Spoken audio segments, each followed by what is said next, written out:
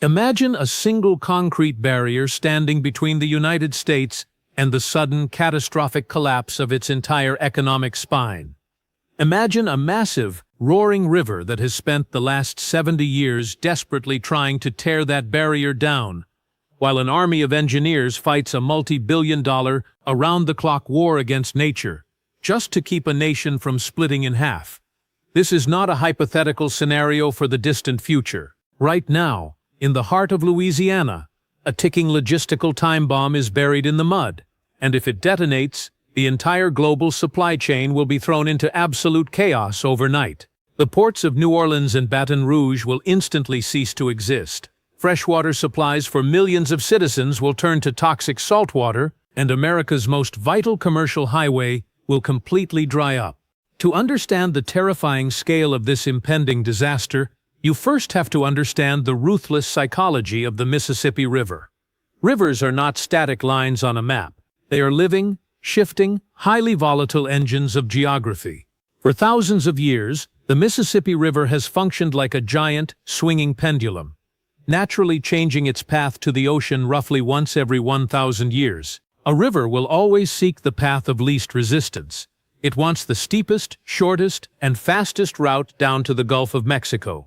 Over the last several centuries, the Mississippi has been slowly depositing massive amounts of sediment along its lower banks, making its current path past New Orleans incredibly long, sluggish, and flat. It has become an exhausting 130-mile journey for the water to reach the sea. Right next to it sits a much younger, steeper, and more aggressive river called the Atchafalaya. The Atchafalaya River offers the water a shortcut that is less than half the distance to the ocean. By the mid-20th century, nature reached a critical tipping point. The Mississippi River began actively diverting its own flow into the Atchafalaya, desperate to abandon its old channel completely. Geologists and civil engineers watched in absolute panic as the percentage of water escaping into the shortcut skyrocketed year after year. By the 1950s, calculations revealed a horrifying certainty. If left unchecked, the Mississippi River would permanently change its course by the mid-1970s.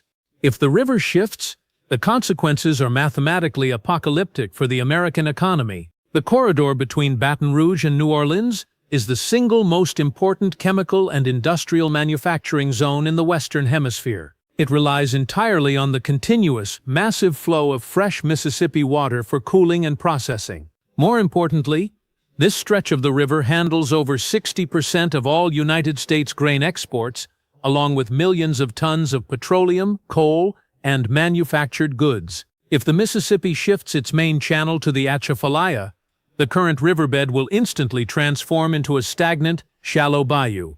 The deep water ports will dry up, trapping hundreds of massive cargo ships in the mud. The multi-billion-dollar shipping industry will ground to a screeching halt, causing a catastrophic spike in global food and energy prices. Furthermore, without the massive forward pressure of the river's fresh water, the heavy salt water from the Gulf of Mexico will rush upstream like a toxic wedge, permanently poisoning the drinking water systems of New Orleans and dozens of surrounding communities. Faced with the total annihilation of its economic heartland, the United States government made a bold, incredibly arrogant decision. They decided to outlaw geography. In 1954, Congress officially ordered the United States Army Corps of Engineers to lock the Mississippi River in place permanently. They mandated that the flow must be rigidly controlled, forcing exactly 70% of the water down the old path past New Orleans and allowing only 30% to escape into the Atchafalaya. To achieve this impossible feat of engineering, the Army Corps built a colossal complex in the remote swamps of Louisiana known as the Old River Control Structure.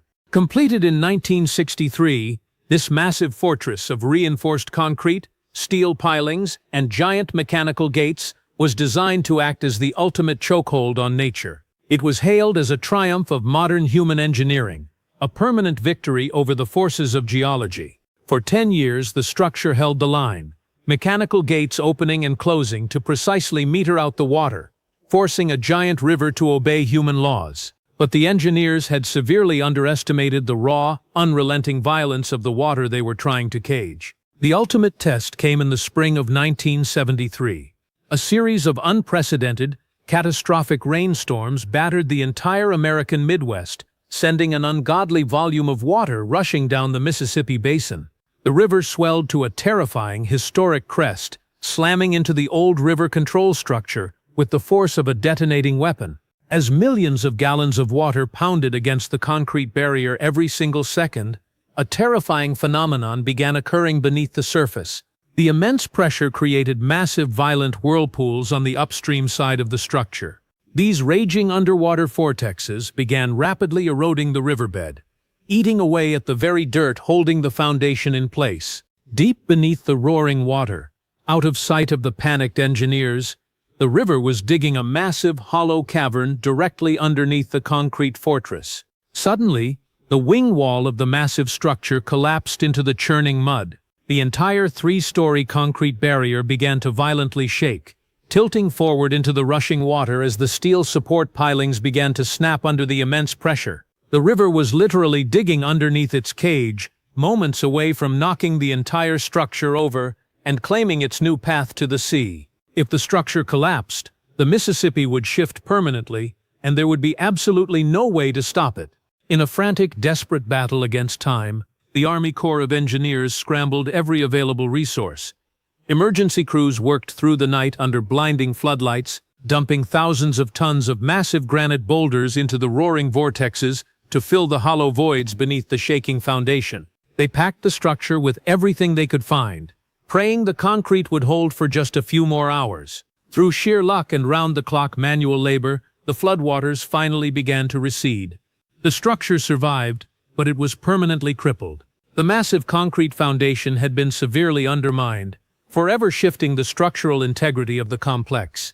The crisis of 1973 forced the government to realize that their permanent solution was actually a fragile, temporary band-aid. To reinforce the failing system, they spent hundreds of millions of additional dollars building the auxiliary structure and the Sidney A. Murray Jr. hydroelectric station, creating a multi-layered line of defense in the swamp.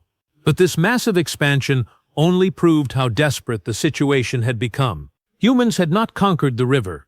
They had simply locked themselves into an eternal, incredibly expensive war of attrition. Every single year, the Mississippi River deposits millions of tons of heavy mud and sand right above the gates of the control structure. This constant accumulation of sediment acts like a giant, natural ramp, steadily building up the elevation of the riverbed on the New Orleans side. Every single day, the physical incentive for the water to jump the barrier and rush down the steeper Atchafalaya path grows stronger and stronger. The river is lifting itself up, gathering immense potential energy, waiting for the perfect moment to break its chains. The logistics of maintaining this artificial boundary are exhausting. The Army Corps must constantly deploy massive dredging vessels to vacuum out millions of cubic yards of sediment, fighting a never-ending battle against a river that never sleeps. The financial cost of this operations pipeline is accelerating rapidly, sucking away resources from other critical infrastructure projects across the nation. We are spending billions of dollars just to maintain a fragile status quo, knowing that nature only has to win once while humanity has to win every single day. The emotional weight of this crisis is carried by the communities living downriver. In New Orleans, residents live with the subconscious, terrifying awareness that their entire civilization is entirely dependent on a concrete wall located tens of miles away in a remote swamp.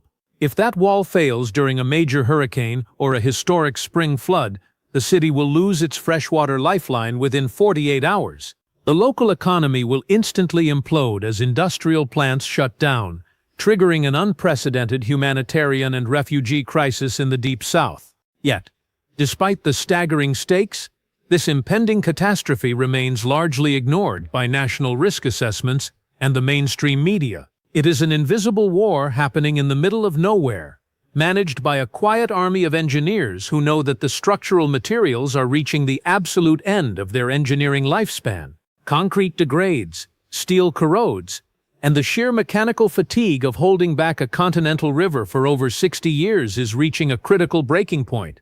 The final, most devastating reality of the old river control structure is that we have trapped ourselves in a perfect, inescapable trap. If we allow the river to follow its natural geographical course and shift to the Atchafalaya, we trigger the immediate economic collapse of the American heartland. But by forcing the river to stay in its artificial channel, we are fighting against the fundamental laws of physics and geology. We are holding back an ocean of pressure with a wall of aging concrete, praying that the next historic flood isn't the one that finally snaps the steel pilings and brings the entire system crashing down. The ground is shifting, the sediment is rising, and the clock is ticking on the greatest engineering gamble in human history.